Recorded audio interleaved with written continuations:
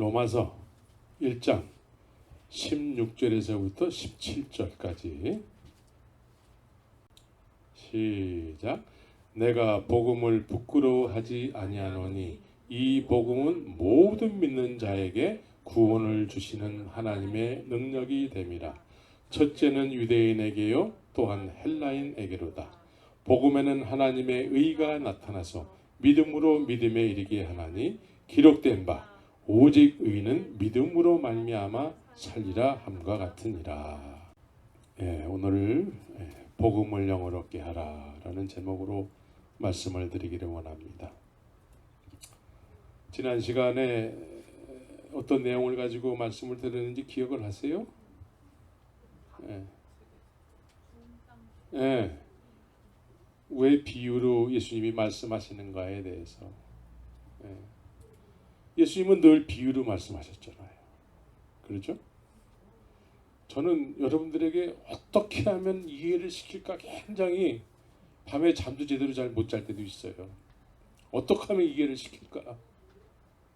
그런데 예수님은 이해를 시키는 데 목적이 있으신 게 아니라 비유로 자꾸 얘기하시는 거예요. 그렇죠? 비유로 말씀하신다는 거예요. 그래서 아니 알아듣기 쉽게 이렇게 얘기해 주시면 될 텐데 왜 자꾸 비유로 얘기하세요? 제자들이 이렇게 물어봤잖아요. 여러분들도 이해가 잘 안 될 때는 그냥 넘어가지 마세요. 이 성경을 쓰신 분이 성령이세요. 그 성령께 자꾸 질문을 하셔야 돼요. 질문. 물어보셔야 돼요. 나 이거 알고 싶습니다.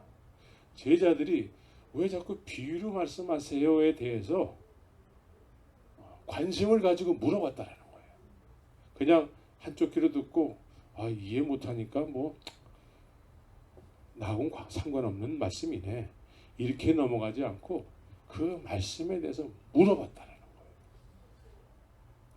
왜 비유로 말씀하세요? 그러니까 예수님이 뭐라고 말씀하세요?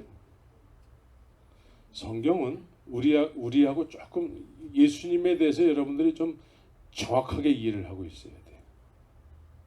예수님은 한 번도 나를 믿어달라고 그렇게 막 비유를 맞추고 구구를 하고 한 적이 한 번도 없다는 거예요.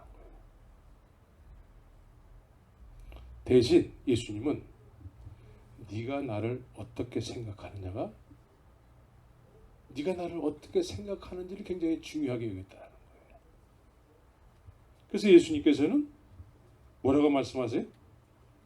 만약 믿음의 선지자들과 믿음의 사람들이 의인들이 내가 지금 너희들한테 얘기하는 이 말을 그 사람들이 들었다면은 그 사람들은 너무나 소중하고 은혜스럽게 들었다라는 거예요. 그 말씀이죠. 근데 너네들은 지금 나를 별로 소중하게 여기지 않는다라는 거예요.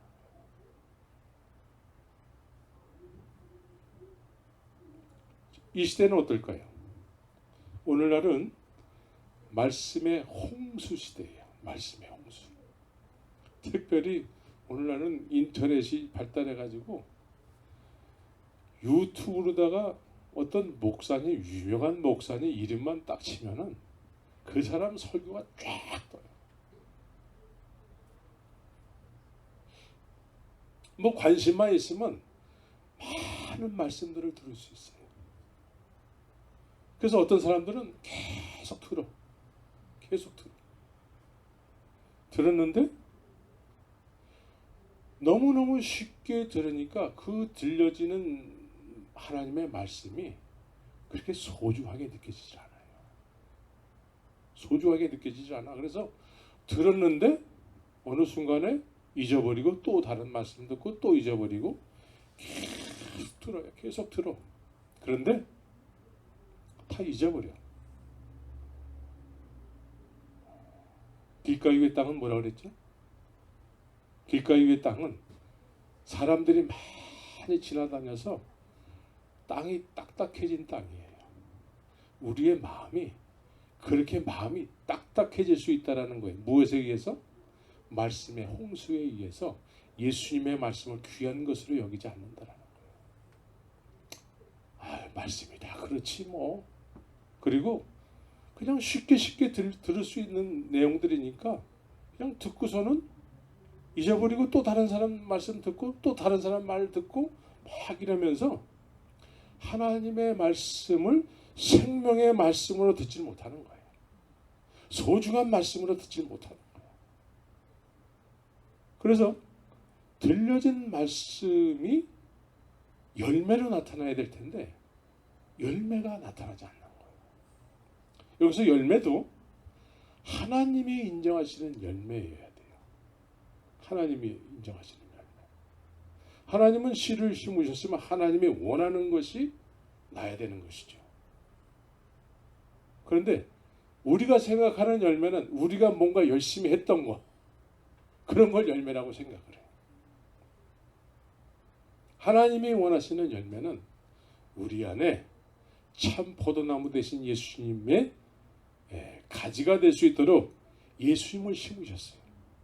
그러면 우리의 삶 속에서 누가 나타나야 돼요? 예수의 열매가 나타나야 되는 것이죠. 근데 보편적으로 많은 경우에 예수가 나타나지 않고 자기의 업적이 나타나는 경우가 많아요. 자기가 한 일, 자기가 열심히 뭔가를 했던 거, 이런 게 자꾸 나타나는 경우가 많죠. 그리고 많은 경우에 많이 듣는 것 자체를 믿음이라고 생각하는 사람들이 많이 있어요. 나름대로 깨달았다고 막 얘기할 수도 있습니다.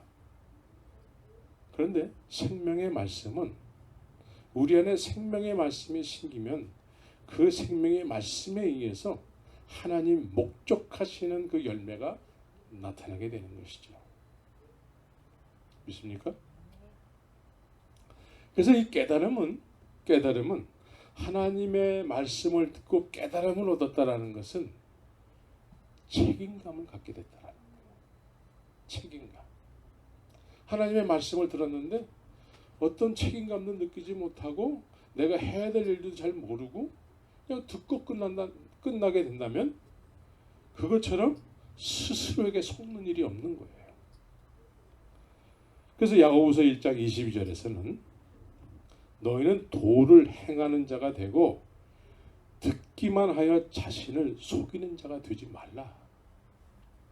듣기는 열심히 듣는데 아무것도 행하는 일이 없다라는 것이죠.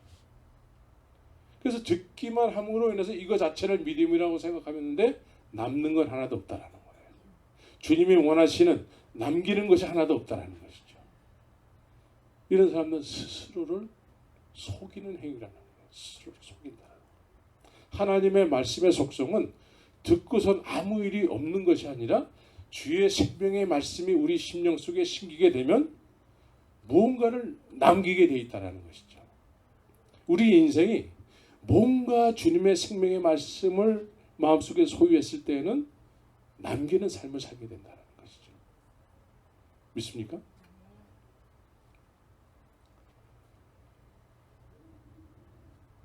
우리는 듣는 거에 너무 익숙해져 가지고 듣는 것 자체를 나는 믿음이 있어 그러면서 스스로 믿음에 대한 고상함을 느끼면서 살아가는 사람들이 이 시대에 많이 있어요. 듣기는 잘 들어요. 근데 들은 말씀이 주님께서 말씀을 하시면은 그 말씀은 뭔가를 항상 이루시잖아요. 주님께서 해가 있으라 그러면 해가 있어야 되는 것이죠. 이 생명의 말씀이 우리 심령 속에 뿌려지면은 그 말씀의 목표하시는 그것이 우리의 삶을 통해서 드러나야 되는 것이죠. 그래서 내 말은 헛되이 돌아오는 법이 없다라는 것이죠. 그런데 말씀을 했는데 우리가 쉽게 얘기하는 fail이 되는 거예요. fail. 아무것도 안 남는 거예요. 그래서 주님은 이것은 악한 종이다라고 얘기한다는 것이죠. 남겨야 되는데.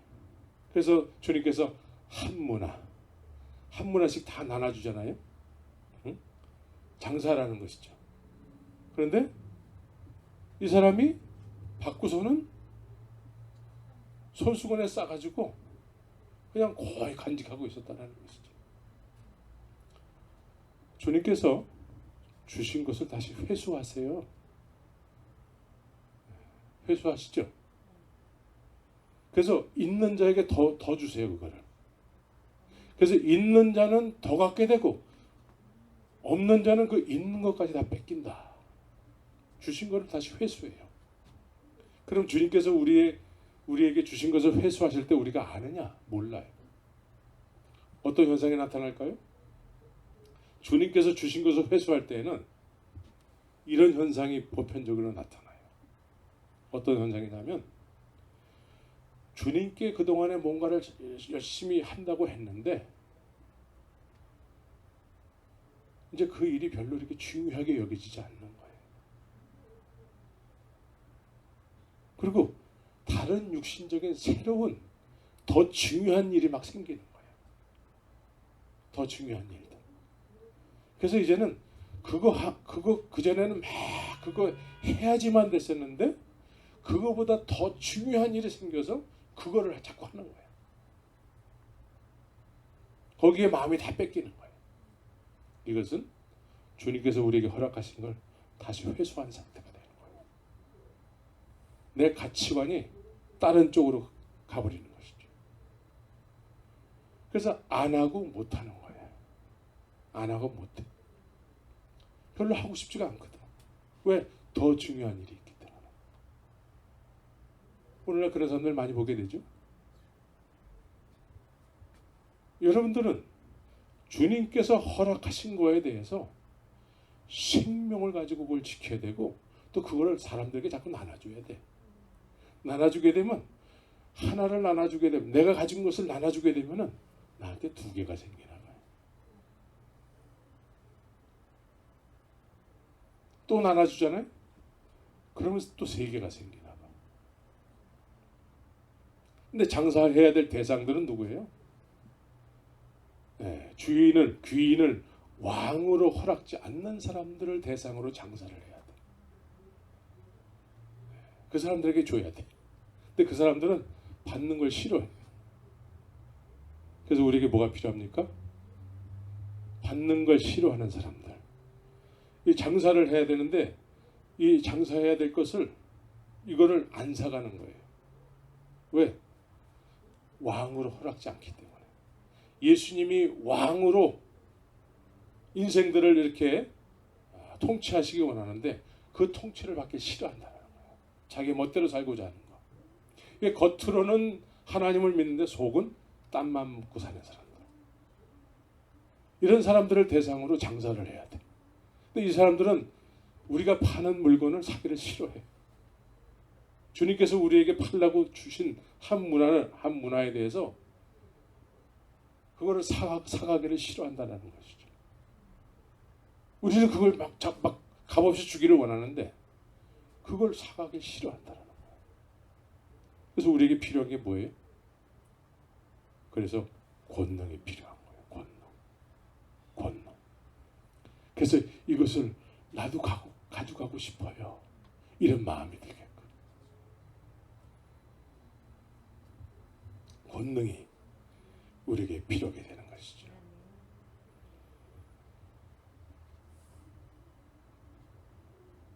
그래서 우리는 주님의 말씀을 우리가 들었을 때에는 그 말씀에 의해서 남기는 삶을 살아야 되는 것이죠. 그 말씀이 우리 안에 우리가 옥토 같은 마음이 되어서 그 말씀을 소유했을 때 우리에게 나타나는 현상은 뭐냐면 그 일이 하고 싶어지는 거예요. 주님께서 우리에게 허락하신 말씀에 대한 그 목적하는 바 있잖아요. 그 일을 막 하고 싶어 하는 거예요. 그래서 빌립보서 2장 13절은 하나님의 기쁘신 뜻이에요. 그런데 우리 안에서 소원을 두고 행하게 하신다. 하나님의 기쁘신 뜻이 나에게도 소원이 된다는 것이죠. 이래야지만 우리가 열매를 맺는 삶을 살게 되는 것이죠. 하나님께서 기쁘신 뜻이 나도 기뻐져야 되지, 뭔가 그렇게 하고 싶어져서 뭔가를 남기지. 하나님의 기쁘신 뜻이라고 알기는 아는데 나는 그 일이 하고 싶지 않아. 그럼 남길 수가 없는 거예요. 그러면 비전이 없는 거예요. 믿음은 바라는 것들의 실상인데 바라는 것들의 실상이 없는 거예요. 바라는 것들의 실상은 하나님이 기뻐하시는 뜻이거든. 근데 그것이 없는 거예요. 실제적으로는 그런 비전이 없기 때문에 남기질 못하는 거예요. 해야 될 일을 모르는 거예요. 그래서 오늘날 오랫동안 신앙생활하고 많은 말씀을 들었지만 그 들려진 말씀으로 뭘 해야 될지를 모르는 사람들이 너무나 많이 있는 거예요. 하나님의 기쁘신 뜻을 몰라. 믿음은 바라는 것들의 실상인데 그 실상이 없는 거예요. 실상이 없기 때문에 뭘 해야 될지를 몰라요. 뭘 해야 될지를 모르기 때문에 열매가 없게 되는 것이죠.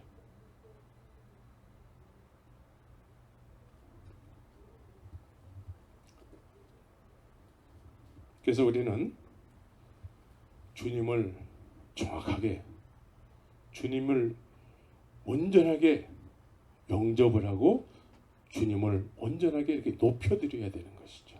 소중하게 여겨주셔야 돼요. 그래서 마태복음 13장 지난주에 말씀한 내용을 이렇게 보게 되면은 주님께서 이런 말씀을 하세요. 예?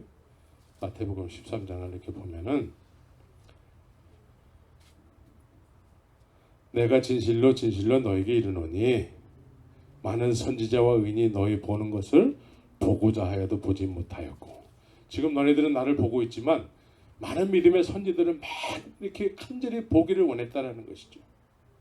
예? 마태복음 13장 17절에 보면은, 그래서 내가 진실로 진실로 너에게 이르노니, 이 말은 사람들, 너희 믿음의 선진들은 나 보기를 그렇게 소원했다라는 것이죠.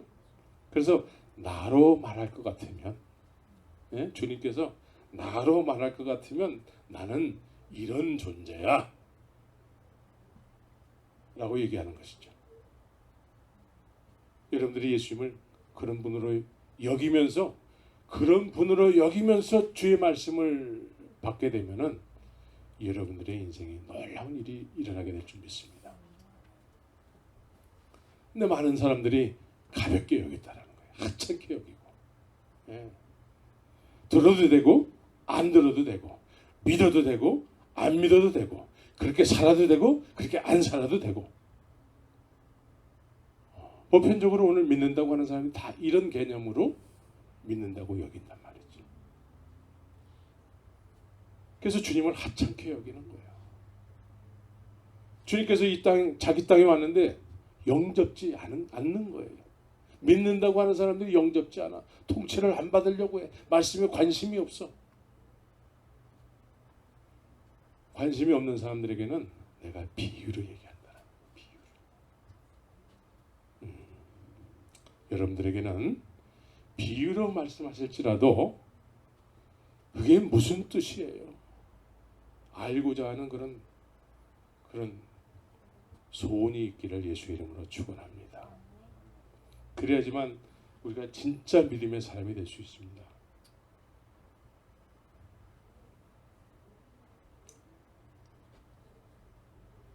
오늘 복음에 대해서 주님이 말씀하신 복음, 여러분들은 복음을 아십니까? 복음, 내가 복음을 부끄러워하지 아니하노니 이 복음 모든 믿는 자에게 구원을 주시는 하나님의 능력이 됩니다. 우리가 믿는다고 했을 때는 복음을 안다라는 말하고 같은 말이에요. 그렇죠? 예. 그래서 복음을 이야기해 보라고 그러면은 대부분의 많은 사람들이 쭈삣쭈삣쭈삣하고 말을 잘 못해요. 복음이 뭐예요? 복음이라는 말 뜻 자체는 기쁜 소식이라는 뜻이잖아요. 좋은 소식, 기쁜 소식. 기쁜 소식은 나 혼자만 알아가지고는 견딜 수 없는 소식이에요. 그렇죠? 예. 여러분들에게 최근에 기쁜 소식이 뭐가 있었어요? 그렇지. 둘째가 이제 태중에 있게 됐습니다. 네, 할렐루야. 이 복음이에요. 이 복음을 둘째가 됐다고 다 웃으면서 얘기하는데, 야, 복음이구나. 너무나 기뻐. 기쁨을 나눌 수 있는 사이가 됐다는 거에 대해서 더 기쁜 거예요.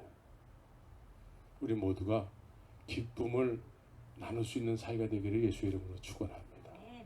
예, 이것이 교회예요. 예, 교회는 이렇게 기쁨을 나눌 수 있는 그런 관계가 되어야 되는 것이죠. 근데 많은 경우엔 어떤 교회를 가면은 딱 입구에 들어서자마자 자기가 원치 않는 사람이 저기에 서 있어, 저기에 앉아 있어. 그러면 저 반대편에 가서 앉아. 그리고 그쪽을 쳐다보지도 않아. 네. 이거는 교회가 아니죠.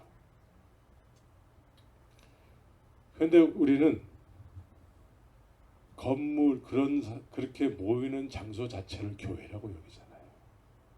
우리는 언제든지 이사할 수 있어. 언제든지. 집에서 예배드리더라도 그 집이 교회가 될 수 있는 것이죠. 왜? 교회들의 모임이기 때문에. 그래서 이 복음이라는 말 자체는 기쁜 소식이라는 뜻이에요. 그런데 예수님이 복음이 되냐 이거죠. 예수님을 난 막 전하고 싶다라는 것이죠. 예수님을 복음으로 아는 사람들은 예수님을 막 주고 싶어져. 막 전하고 싶어지는 것이죠. 이 예수님을 내가 막 전하지 않으면 내가 막 화가 미칠 것 같아지는 것이죠. 이 복음이라는 말 자체는 우리가 너무나 잘 아는 것처럼 로마 시대에 이제 전쟁에서 자기네 편이 이겼단 말이죠. 이 승전구를 이제 본국에다가 알려야 되는데 빨리 알리고 싶은 거예요. 빨리.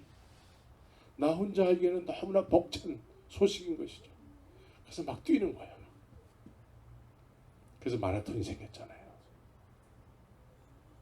이 복음이라는 말 자체는 이런 뜻이에요. 막 전하고 싶은 마음이 막 드는 것이죠. 여러분들 그렇죠? 아멘 할 적에는 기쁘게 아멘 해야 될 텐데 별로 안 기쁘게 아멘 하면은 그게 뭐예요? 사실은 아닌데 기쁘게 맞습니다. 난 정말 지금 그러고 싶어가지고 막 안달이 났어요. 그렇죠?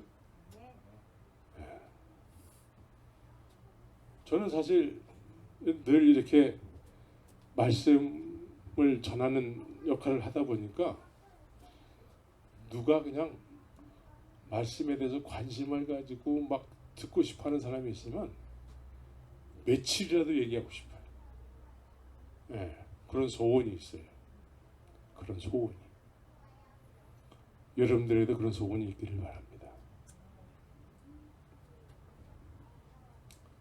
근데 많은 사람들이 저의 그 소원을 별로 이렇게 좋아하지 않는 것 같아요. 그래서 이 복음은 모든 믿는 자에게 구원을 주시는 하나님의 능력이 된다라고 말씀하고 있는 것이죠. 근데 오늘날 이 복음 자체가 능력이야. 복음 자체가. 이 복음 자체가 하나님께서 독생자 예수 그리스도를 이 땅에 보내셔서 십자가에서 죽게 하시고 부활케 하셔서 하나님 당신 자신이 그냥 만드신 거란 말이에요. 이게 복음이야. 그리고 이 복음을 복음되게 그냥 그대로 전해야 돼. 이거 자체가 능력이기 때문에. 믿습니까? 근데 오늘날은 아주 많은 경우에 복음만 가지고는 안 된다는 생각을 가지고 있는 사람이 굉장히 많이 있습니다. 실제로 그런 얘기를 해요.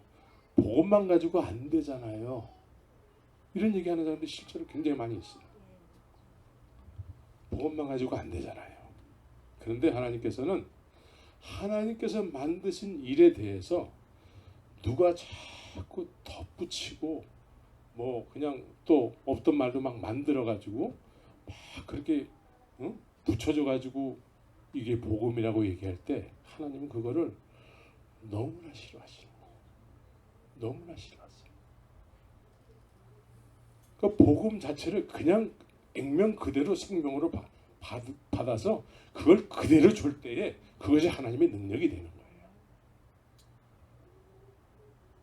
근데 오늘날은 아까도 얘기했지만 자꾸 복음만 가지고 안 된다고 생각을 하게 되니까 자꾸 뭔가를 붙이는 거예요. 자꾸 뭔가를 붙여가지고 어디 가서 특별히 좀 배워야 되기도 하고 전문적으로 뭐 이렇게 정신적인 어떤 그런 것도 배워야 되고 막 배워가지고 그래가지고 이제 배운 거가 이제는 하나님의 일이 돼버리는 경우가 많이 있는 것이죠.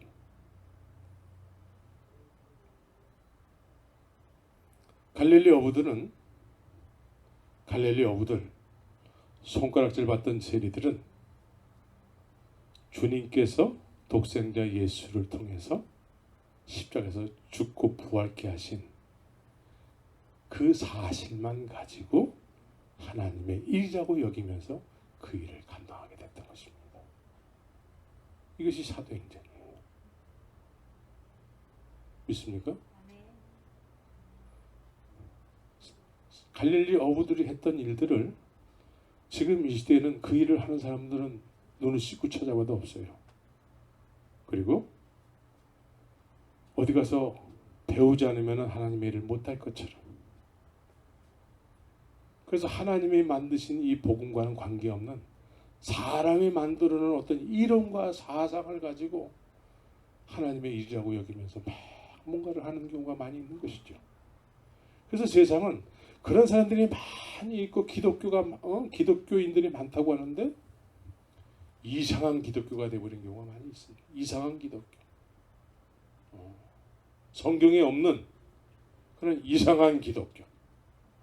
성경에 없는 그런 예수 믿는 것.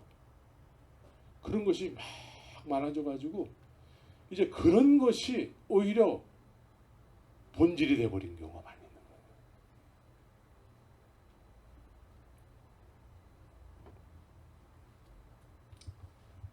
우리는 복음 자체가 능력임을 믿고 복음 자체의 능력으로 온전한 복음을 전하는 그런 복된 남은 인생을 사시기를 예수의 이름으로 축원합니다.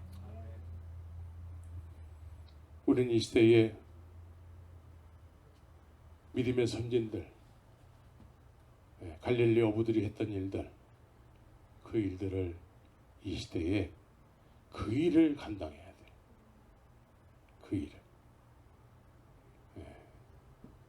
저도 뒤늦게 깨달음을 얻고 보니까 야, 갈릴리 어부들이 했던 일들을 이 시대에 누가 하나? 때가 늦은 감이 있어요. 그러나 그 일을 우리가 온전히 감당하기를 힘써야 되는 것입니다. 온전한 복음, 오직 예수 그리스도의 십자가의 복음. 그렇죠? 우리는 은혜를 알아야 돼. 은혜를. 내가 어떤 존재인지를 깨달아야 돼. 내가 어떤 존재를 깨달음을 얻지 못한 상태에서 자꾸 뭔가를 듣잖아요. 그러면 들려진 말씀이 오염이 되는 거예요. 오염이 돼. 내 어떤 죄와 이렇게 믹스가 돼가지고 아무런 역할을 못하게 되는 거예요. 그래서 늘 회개하기를 힘써야 돼요. 회개하기를 힘써야 돼요. 그래서 복음은 능력 자체이면서 이 능력에 의해서 이 복음 자체가 능력이고 능력에 나타나기 때문에 이 복음을 복음으로 아는 사람한테 이 권능이 나타나게 되는 거예요. 그래서 믿음으로 믿음에 이르게 하나니, 이 무슨 뜻이에요? 믿음으로 믿음에 이르게 하나니. 믿음으로 믿음에 이르게 하나니. 그게 무슨 뜻일까요? 여러분들은 믿음으로 믿음에 이르렀습니까? 먼저 알아야지. 그래서 이 단어, 이 문장 자체는 우리가 참 이해하기가 이해는 되는데 그게 정확하게 무슨 뜻인지 잘 우리가 이해하기 힘들다라는 것이죠. 믿음으로 믿음에 이른다. 그럼 제자들의 경우를 한번 보자는 것이죠. 제자들이 갈릴리 어부들이 예수님을 만나게 됐습니다. 예수님을 만났어요. 아브라함이 하나님을 만났어요. 아브라함에게는 원래 믿음이 없었잖아요. 제자들에게는 원래 믿음이 없었어요. 그런데 믿음을 만나게 된 거예요. 믿음은 누구죠? 오직 예수예요. 오직 예수. 예수님 만나는 것 자체가 믿음이라는 거예요. 믿음을 만나게 되는 거예요. 믿음. 이 믿음을 만나게 됐을 때 우리는 가치관이 일단 변하게 돼요. 진리를 만나게 됐을 때 빛의 비침을 받았을 때 우리의 어두움이 막 드러나게 되는 거거든. 그래서 가치관이 변하게 되어 있습니다. 그래서 믿음으로 믿음에 이르게 되는 거예요. 예수님께서 제자들 편에서는 믿음을 만나게 된 거예요. 믿음을 만났는데 예수님께서 믿음께서 나를 따르라. 그래서 이 제자들이 예수님을 따르기 시작하는 것이죠. 가치관이 변화가 안 되면 예수님을 따를 수가 없어요. 오늘날 많은 사람들이 오해하는 것이 있습니다. 하나님의 은혜를 받았어요. 어떤 특별한 어떤 해결되지 못할 일들이 하나님의 은혜로 해결이 됐어요. 이런 것 자체를 성령 받은 거라고 착각하는 경우가 많이 있는 거예요. 성령의 역사로 우리가 어떤 이루지 못할 일들을 주님께서 이루어 주신단 말이죠. 예를 들어서 베드로가 고기를 한 마리도 못 잡고 있다가 고기를 많이 잡게 해주셨어요. 그 성령의 놀라운 능력이죠. 이것이 성령 받는 것이 아니에요. 이걸 통해서 예수님을 경험하는 거예요. 아, 예수님이 살아계시구나. 그래서 이 믿음을 만나게 되는 거예요. 믿음을 만나서 믿음이 나에게 말씀하시죠. 예수님은 말씀이시니까. 그죠? 예수님이 말씀하신단 말이에요. 내가 너에게 은혜 준 거 가지고 그거 가지고 만족하지 말고 이제 너는 나를 따르라. 나를 따르라. 그래서 제자들이 예수님을 따르는 삶을 살기 시작한다는 것이죠. 그동안에 제자들 뭐 하고 있었어요?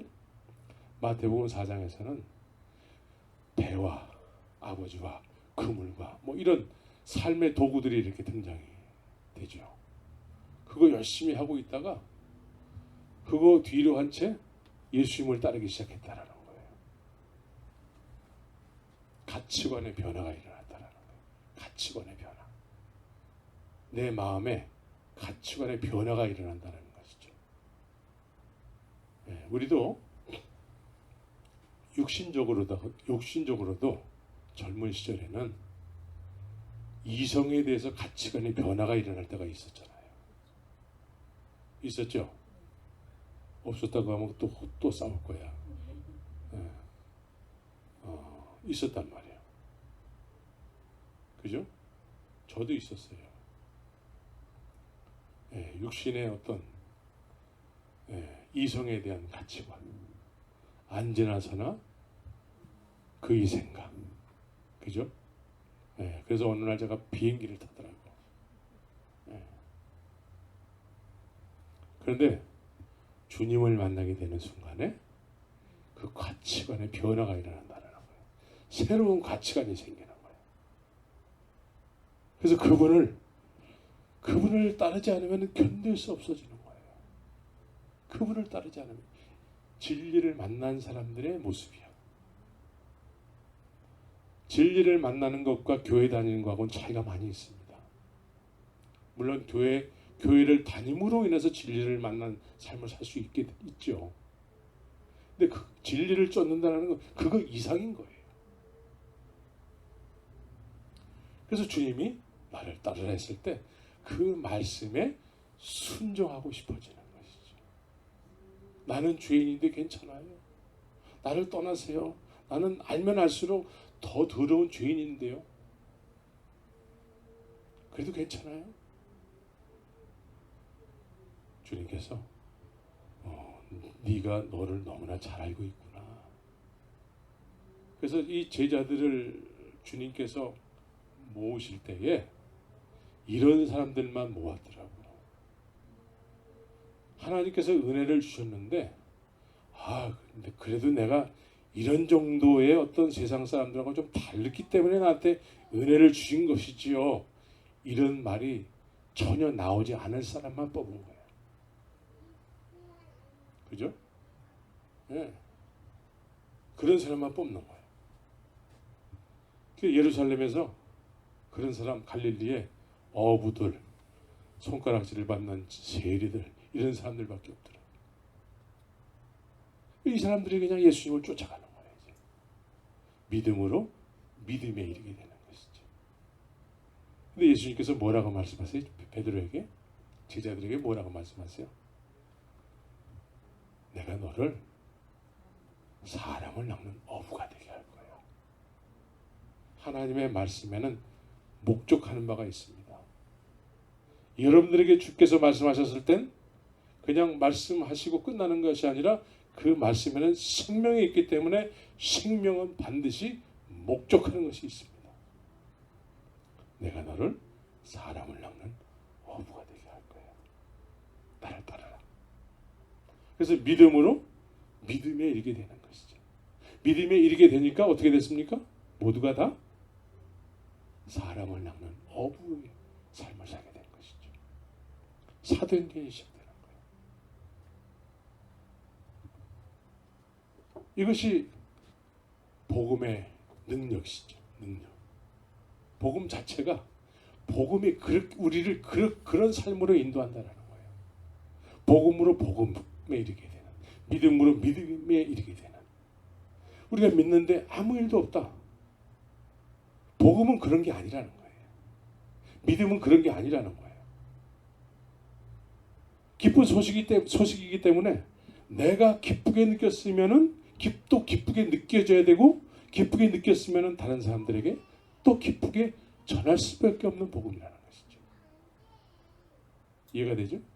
네, 그래야 되겠죠? 그래서 믿음으로 믿음에 이르게 되는 것이죠.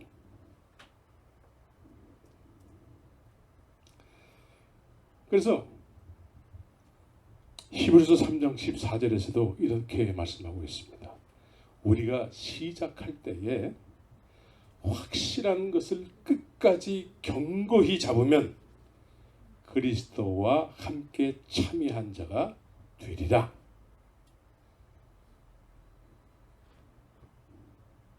요한일서 2장 24절에서도 너희는 처음부터 들은 것을 너희 안에 거하게 하라. 처음부터 들은 것이 너희 안에 거하면 너희가 어떻게 되냐면 아들의 안과 아버지 안에 거하게 된다라고 얘기하고 있습니다. 그러니까 처음부터 들은 것, 제자들에게 예수님께서 나를 따르라. 내가 너를 사람을 낚는 어부가 되게 할 거야. 그래서 실제적으로 이 사람들이 보혜사 성령을 받고 난 이후에는 이 사람들이 아버지 안에, 이 사람들 안에 하나님께서 거하시게 된 것이죠. 주님이. 그래서 로마서에서는 그리스도의 영이 없으면 그리스도인이 아니고 그리스도인의 삶을 살 수가 없다라고 얘기한다는 것이죠.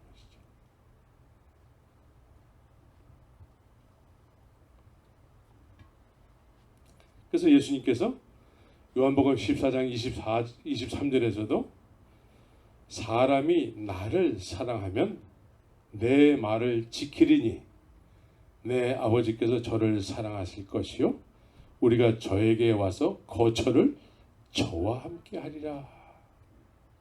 사람이 나를 사랑하면 자, 큰 예배당 가가지고 주님을 사랑하십니까? 이렇게 물어보면은 어떻게 대답할까요? 사랑 안 해요. No, no, no, no. 이럴까요? 모두가 다 아멘 한단 말이죠. 주님을 사랑한다는 의미는 도대체 뭘까요? 주님을 사랑하게 되면은 내 말을 지키게 된다 라고 얘기하고 있습니다. 말을 지킨다. 주님의 말을 지키게 된다. 그래서 실제적으로 주님의 제자들은 예수님을 매일같이 따라다니는 삶을 살았던 것이죠. 매일같이. 예수님이 감람산으로 가면은 감람산에 가서 같이 노숙을 하기도 하고, 그때 예수님은 일정한 거처가 없으셨잖아요. 일정한 거처가 없는 사람들을 요즘은 뭐라고 불러요? 노숙자라고 불러요. 노숙을 했다라는 거예요. 감람산에서. 그러니까 예수님이 노숙을 하니까 제자들도 같이 노숙을 하는 거예요. 그런데 이런 노숙하시는 예수님을 따르는 거야, 제자들이요. 이해가 되십니까?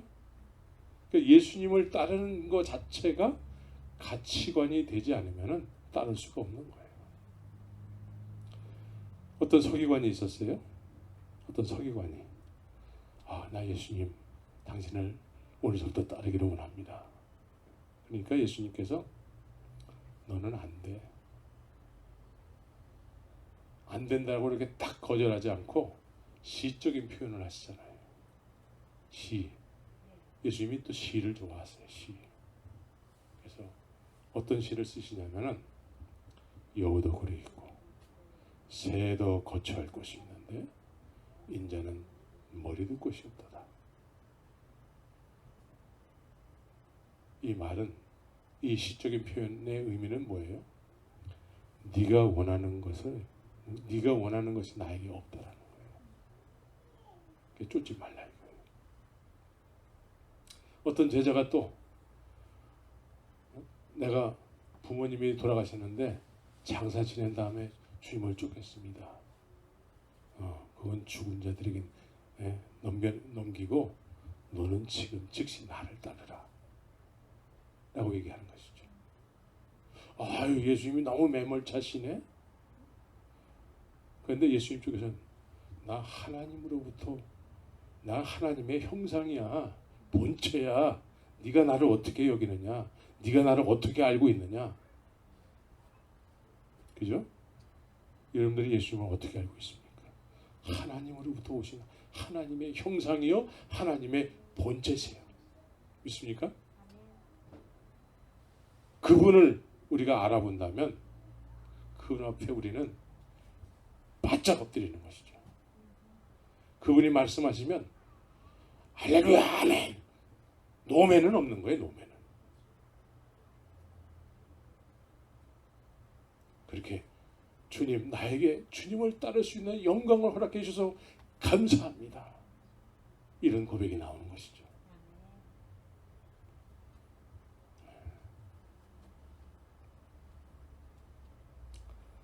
그래서 우리가 주님을 사랑하면은 말로만 사랑하는 것이 아니라 내 말을 지키게 된다.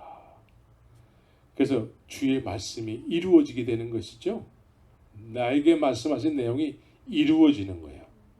그래서 아버지께서 저를 사랑하실 것이요 우리가 저에게 와서 거처를 저와 함께 하리라. 우리가 주님의 집이 된대요. 주님의 집. 여러분들 안에 주님이 거하시게 된대요. 그래서 우리가 주님의 집이 되는 거예요. 여러분들이 주님의 집이 됐습니까? 된 것 같기도 하고 안 된 것 같기도 하고, 어떨 땐 된 것 같고 어떨 땐 안 된 것 같고. 그런데 내가 너희 안에 거하는 것을 너희가 알리라.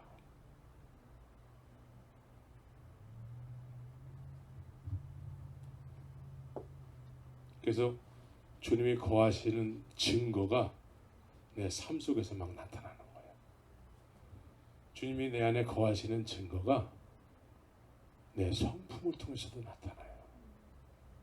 그래서 성령의 열매 9가지가 있잖아요. 주님이 내 안에 거하시게 되면은 그걸 감출 수가 없어요. 감출 수가 없어요. 주님이 내 안에서 나와 늘 동행하기 때문에 주님이 거하시는 증거가 내 성품을 통해서 막 드러나게 되는 거예요. 그게 그리스도의 향기가 되는 거예요. 그리스도의 편지가 되는 것이죠. 그래서 이 9가지지만 사실은 단수예요. 단수. 9가지가 단수야. 성령이 거하시면 9가지가 다 나타나고,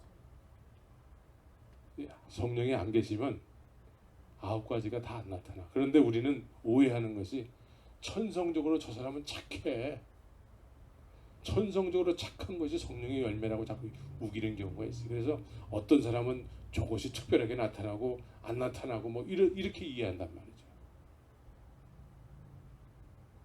그런 게 아니에요. 성령이 거하시면 거하는 삶을 우리가 살 수밖에 없어요. 성령이 거하시는데 거하지 않는 삶을 살 거야. 성령이 거하는데도 안 거하는 삶을 살 거야. 이럴 수가 없다라는 거예요. 근데 우리는 실제적으로 그러한 삶을 살고 있는 사람이 많아요. 성령이 우리 안에 거한다고 아멘 할렐루야 하는데 바깥에서는 성령이 거하지 않는 삶을 사는 거. 우리의 이론이 그렇게 만드는 거예요. 이론이. 실제가 안 된 것이죠. 성령이 거하시면은 거하지 않는 삶을 우리가 살 수가 없어요. 숨길 수가 없어요. 일단은 성령이 우리 안에 거하시면은요, 괜히 기뻐. 괜히 기뻐해야 될 때가 아닌데도 괜히 기뻐. 그리고 감사해야 될 때가 아닌데도 자꾸 감사를 하게 되고, 그리고 자꾸 기도하고 싶어지고. 이것은 왜 그럴까요? 그리스도와 예수 안에서 너희를 향하신 하나님의 뜻이기 때문에 그러니 하나님의 뜻이 이루어졌기 때문에 그렇습니다. 우리는 좀 실제적인 믿음의 사람들이 돼야 돼요. 갈릴리 어부들이 하던 일들을 통해서 그것이 하나님의 본질임을 알고 그것을 이야기하는 사람들보다는 우리가 자꾸 사람들한테 배워가지고 학위를 받고 박사학위를 받아가지고 하나님의 일보다는 전문화된 지식을 자꾸 하나님의 일이라고 여기면서 그런 것을 우리가 오랫동안 듣고 살았기 때문에 뭔가 믿는다고는 하는데 진짜 믿음이 뭔지를 모르는 경우가 참 많은 거예요. 그래서 실제가 안 돼 있어요. 실제가 돼야 되는데.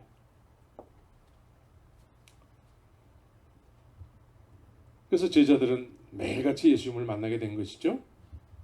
그럼 여러분들은 예수님을 매일같이 만나야 될까 안 만나야 될까요? 보여야지 만나지.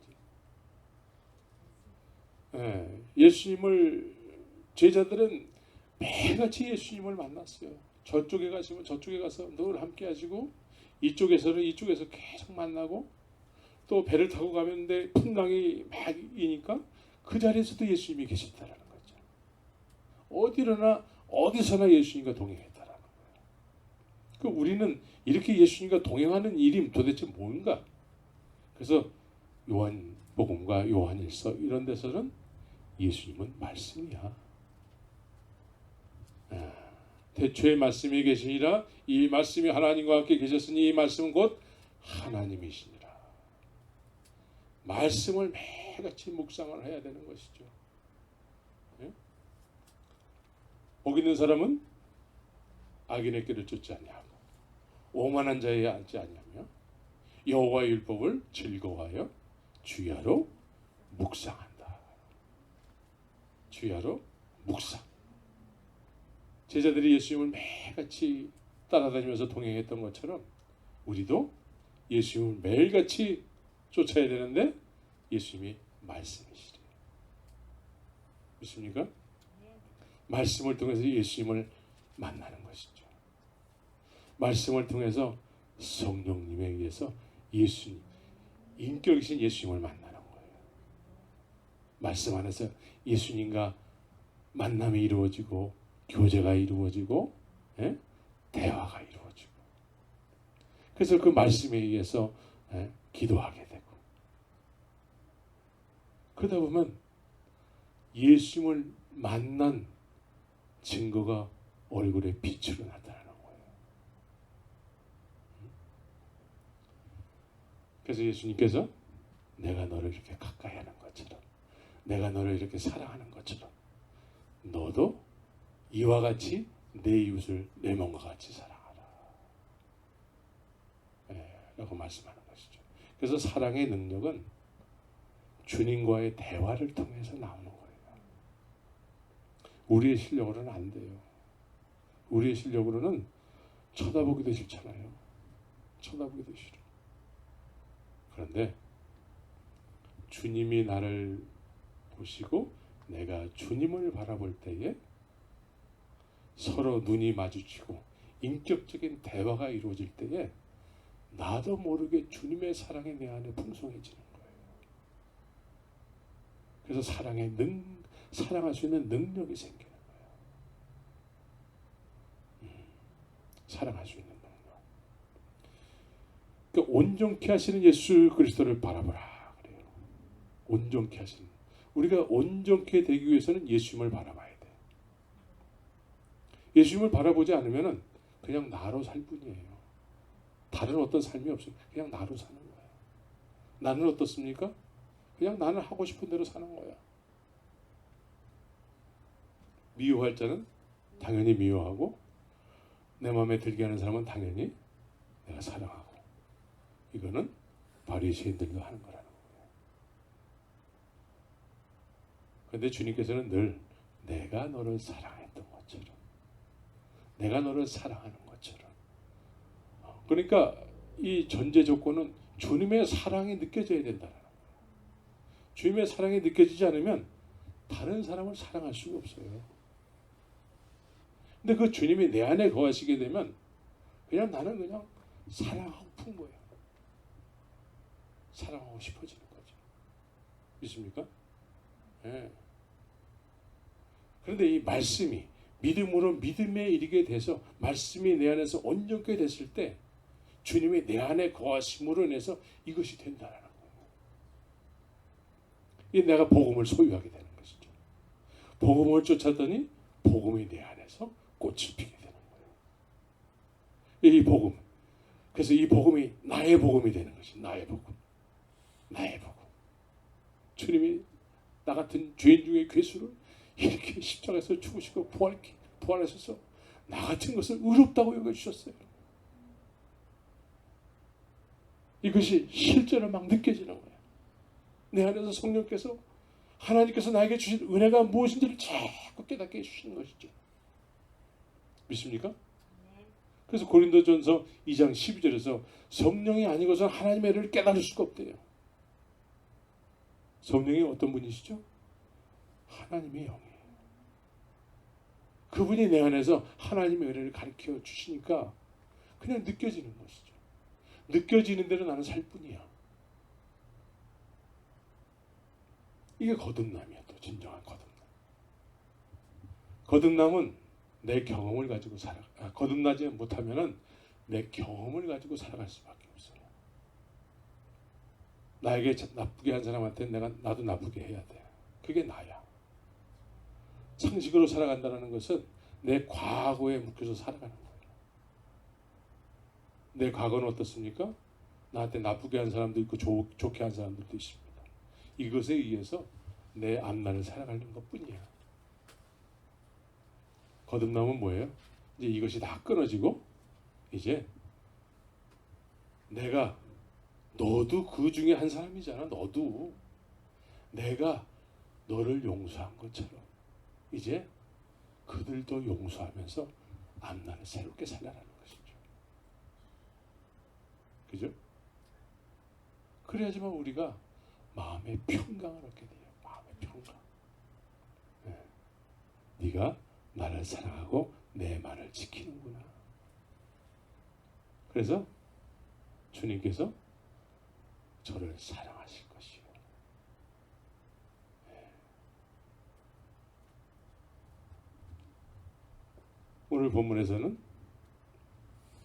하나님의 복음에는 하나님의 의가 나타나서 그래요. 하나님의 의. 하나님의 의는 뭐예요?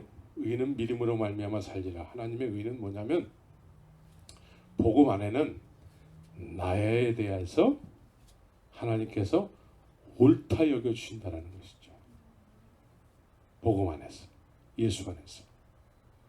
그래서 내가 예수 안에서 옳다 여겨 주시는 하나님의 계획하신 새 생명이 있다라는 것이죠. 새 생명. 새 생명은 거듭난 인생이에요. 이 믿음으로, 의는 믿음으로 산다라는 것은 하나님께서 나를 의롭다고 여기시는 하나님의 계획하신 그 사람을 향해서 그 사람이 내 남은 인생의 목적이 되고 또 그것이 이루어져서 그 사람으로 살아간다는 것이죠. 그러니까 하나님의 계획하심으로 하나님께서 나에게 남은 인생을 난 너를 통해서 이렇게 역사하길 원한다. 하나님이 나의 남은 인생을 통해서 내가 너를 통해서 이러이러한 일을 하기를 원한다. 이게 이제 의는 믿음으로 말미암아 살리라.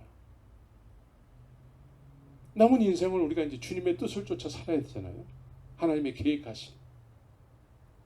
이스라엘 백성들이 애굽에서 나와가지고 광야에서 뱅뱅뱅 돌아요. 그런데 믿음에 이르러야 되는데 광야에서 뺑뺑뺑뺑 돌다가 나는 그냥 세상에서 그냥 먹고 사는 것으로 만족할래요. 이러고 만나 메추라기를 먹으면서 40년 동안 막 돌다가 거기서 죽는 거예요. 믿음으로 믿음에 이르지 못하는 거예요. 우리는 믿음으로 믿음에 이르야 돼. 믿음에 이른다라는 것은 하나님의 약속이잖아요. 이스라엘 백성들에게 애굽에서 출애굽시킨 것은 어디를 향한 약속이에요? 가나안을 향한 약속이에요. 근데 가나안으로 갈 생각 안 하고 광야에서 뱅뱅뱅 돌다가 그냥 이것이 좋사오니 그리고 여기서 사는 거야. 응? 뭐 옷도 헤어지지 않지, 응? 신발도 헤어지지 않지. 때 되면은 뭐 고기 먹고 싶다 하면 고기 주지. 만나와 뭐 이런 거 먹으면서 이게 하나님의 은혜고 이게 믿는 거구나. 이러고 살다가 죽었단 말이죠. 이건 믿음으로 믿음에 이르는 거 아니에요. 믿음으로 믿음에 이르는 것은 하나님의 계획하신, 네가 그 땅에 들어가서 네가 밟는 땅마다 내가 다 너에게 줄 텐데 네가 밟는 땅마다 너에게 줄 때에 내 영광이 나타난다는 거예요. 그 믿음의 이방 백성들이 저 민족은 하나님이 함께해서 하나님의 영광이 막 선포된다는 것이죠. 여러분들의 인생을 통해서 하나님의 영광이 막 이 LA 땅에 막 선포되면은 그것처럼 놀라운 일이 어디 있습니까? 그것이 주님께서 우리에게 요구하시는 계획이라는 것이죠. 약속이에요. 그것을 향해서 가야 되는 거예요. 그래야지만 우리가 진짜 믿음의 삶을 통해서 주님이 원하시는 그런 열매 맺는 삶을 살게 되는 것입니다. 이것이 온전한 믿음으로 믿음에 이르게 된. 그래서 갈릴리 어부들이 그렇게 됐다라는 거예요. 사도 바울이 그렇게 됐다라는 거예요. 믿음의 선진들이 다 그렇게 됐다라는 거예요. 그런데 지금은 이 복음을 왜곡시키는 사람들에 의해서 뭔가 전문적인 지식을 가지고 막 연구하고 뭘 해가지고 그냥 그렇게 해야지만 그것이 하나님의 일인 것처럼 복잡하게 만들어 놓고, 우리도 역시 갈릴리 어부들이 했던 일들을 우리도 그 일을 목표로 해서 살아야 되는 것입니다. 갈릴리 어부들, 살아남는 어부.